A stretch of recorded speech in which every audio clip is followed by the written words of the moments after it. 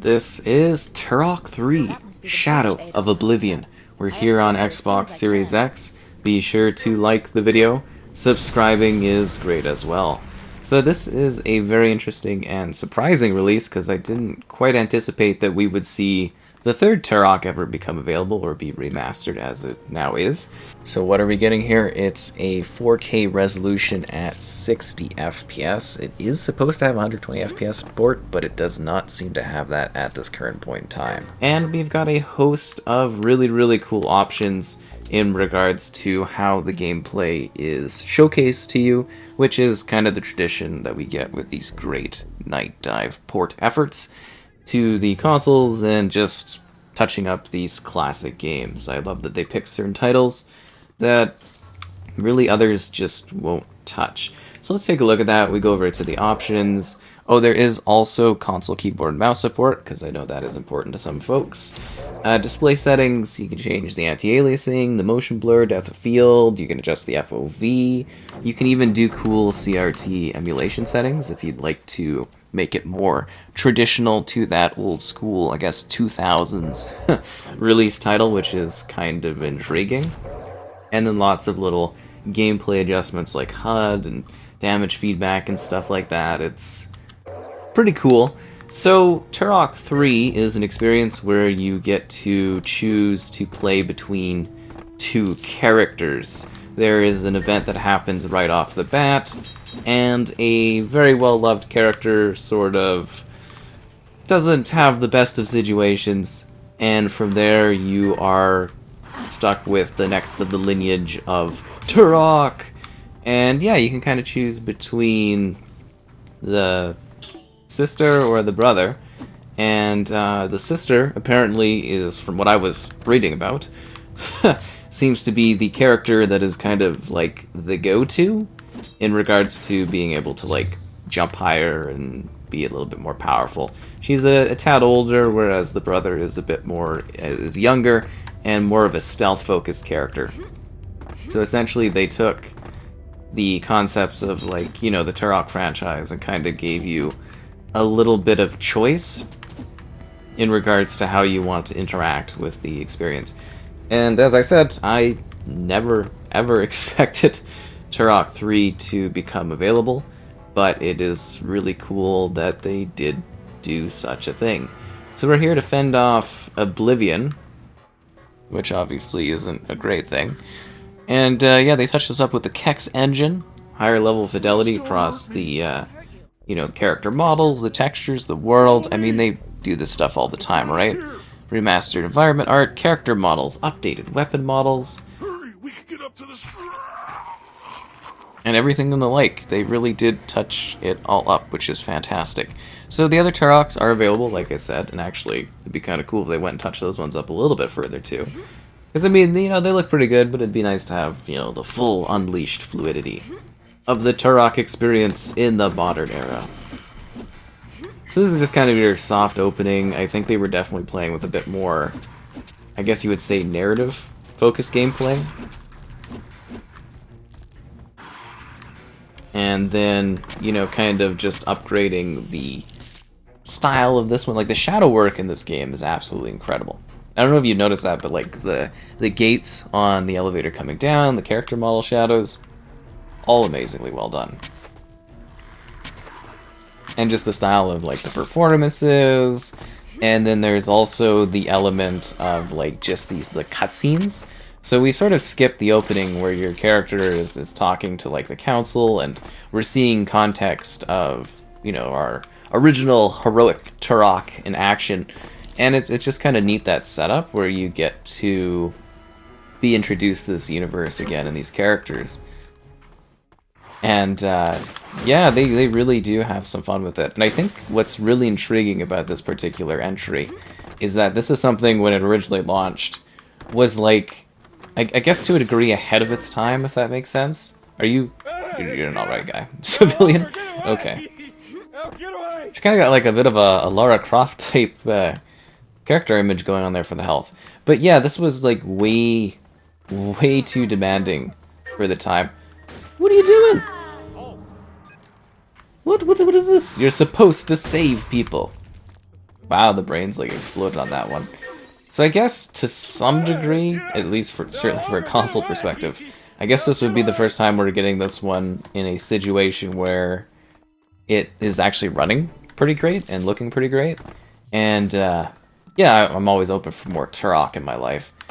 I think the crazier thing, at least for me, is that the Turok games are so different between entries. Can I even kill this guy? He's too powerful to be kept alive. Seriously, it just seems absolutely ridiculous. Like, I love that I just explode that dog there, and then it's like the cop guy just like insta-kills me.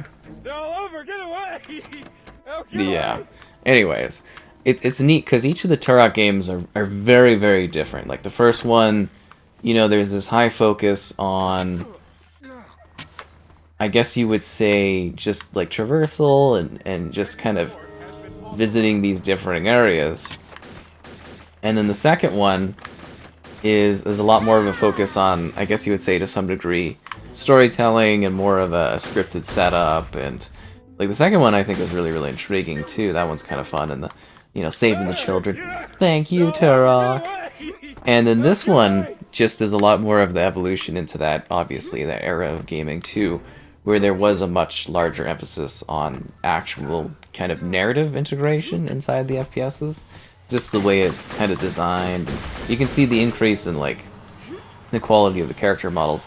Like obviously this is, you know, way better looking than it would have been back on the old school consoles. But like, yeah, it's just really interesting to see the change up between them, the differing games, and just that evolution being played out here.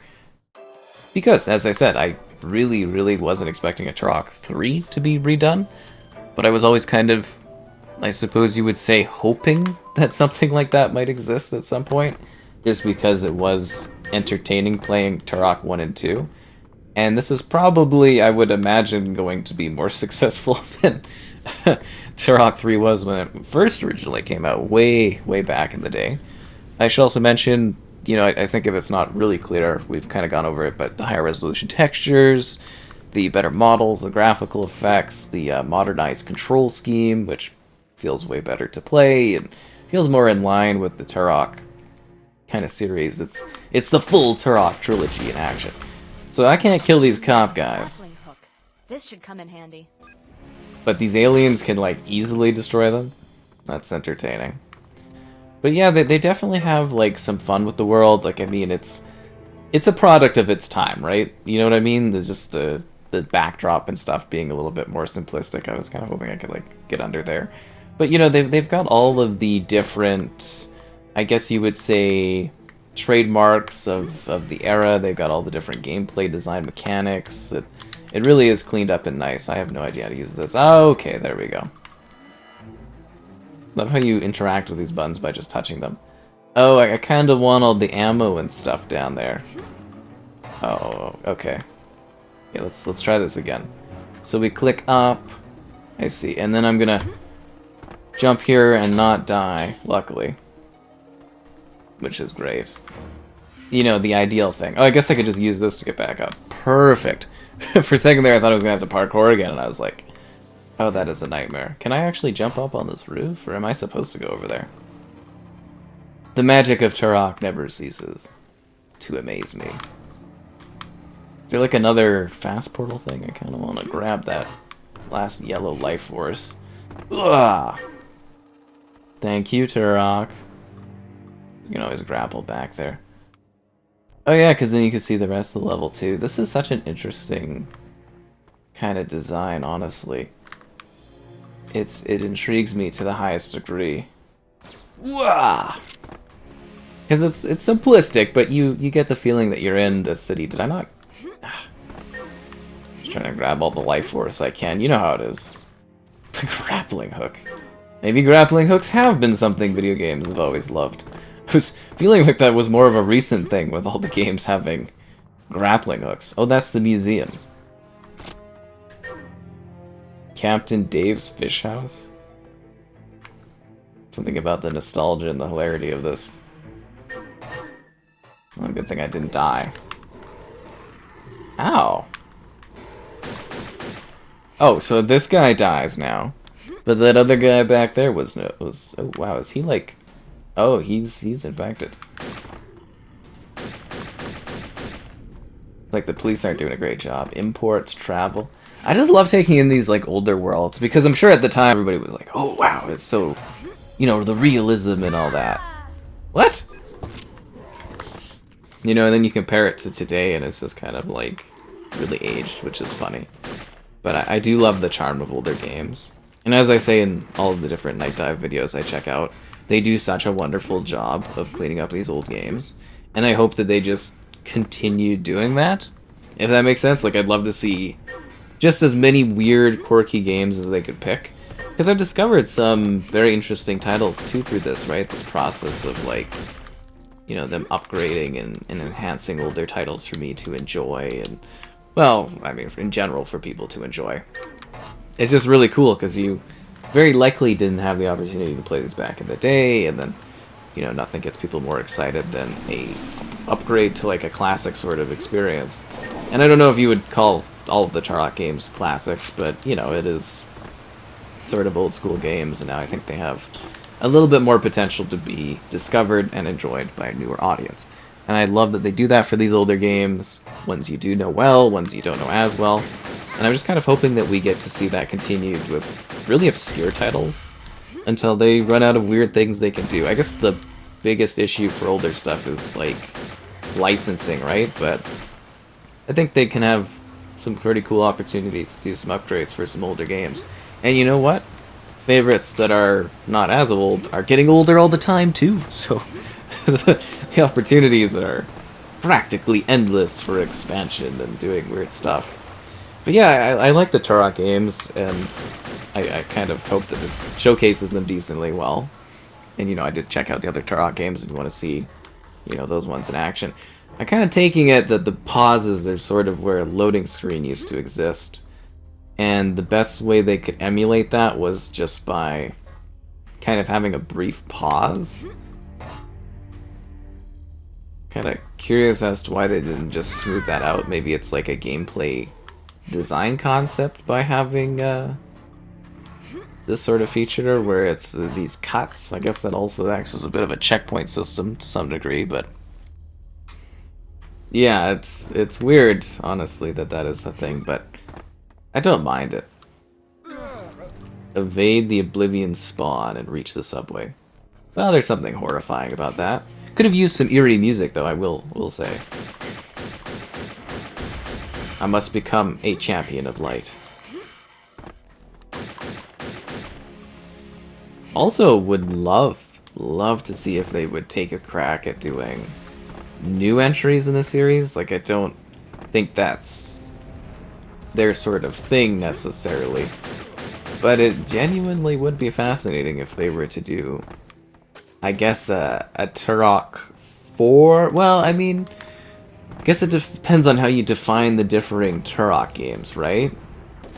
Because there was some other Turok entries. You know, the franchise has had a decent level of longevity to it. Not a perfect level of longevity, but, you know, it's definitely had different releases, and you know, there was that like 360 version, which was a thing. Honestly, it'd be kind of cool to see that one touched up, because I don't think they really do that. It's more like these retro games that they sort of do. I think projects are actually very, very passionate about. But I do ponder, as I was saying, as you know, should time continue to go on and things get older and older, would they take on more ambitious projects like something from, let's say, the 360 original Xbox era? Because this is getting closer to that, I would say. Not exactly at that area, but getting closer to it. Ow. There's a bit of a mess up for me on that one. This is such an interestingly designed setup. Because it's like, you're supposed to go in a set way. But there's also, like, a little bit of exploration that's present, too, if you want to go out of the way a bit. I wonder if I should bother getting that health or not. Wait, did we come up from there? Did we come up into the... I'm trying to think if we did, like, a complete circle here. Subway reach. No, this is where we're going. This is awesome. So I love. No. Remember, be quick before the train comes. I never understood video games and their fascination with having train levels. Oh, come on. I think of like Max Payne and stuff with all the trains going by.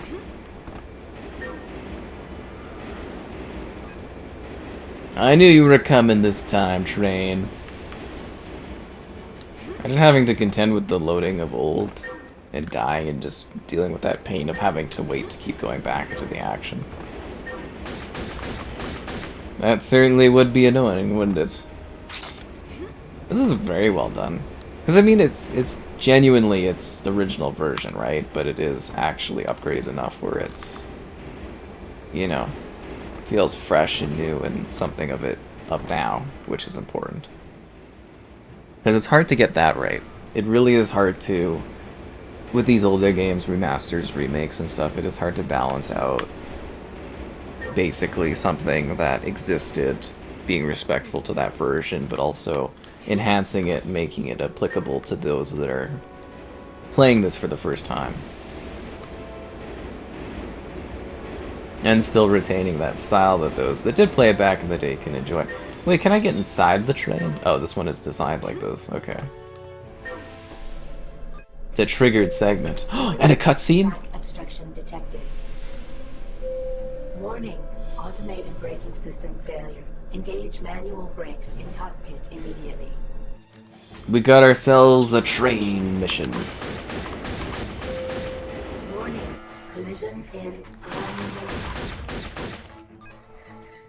This is absolutely excellent. Actually, you know, I don't even think I've really been disappointed by a Nightdive effort yet. Well, maybe there was. They did publish the Blade Runner one, which had a little bit of little problems to it, but that was really good too. That's a really, really good game, the Blade Runner. It's the genuine classic. They just pick such interesting projects. Honestly, all of this stuff intrigues me so much.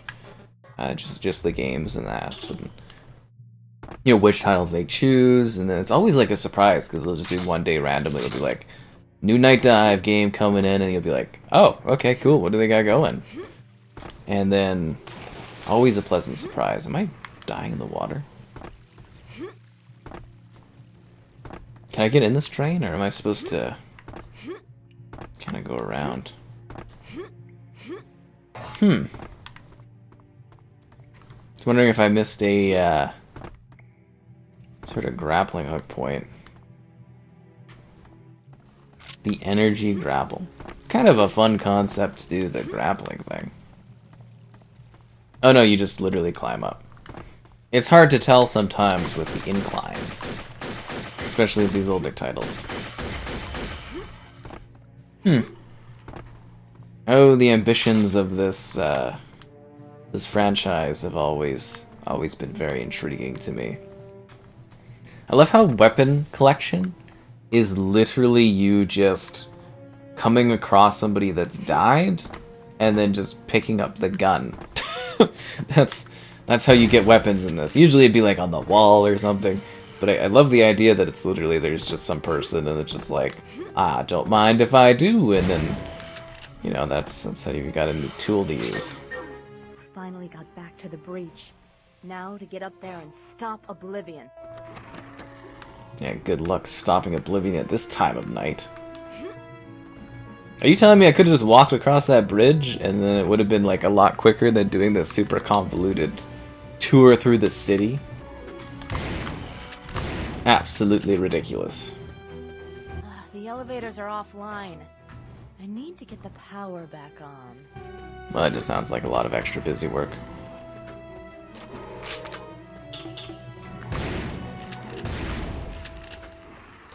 What an interesting, like, sort of headshotting mechanic. But of course, as always, with the magic of Turok, I'll give you my perfect ending note, of course, and being like, thank you, Turok. It just kills me from Turok 2. Oh man, that's so funny. Oh, classic times, is fighting enemies.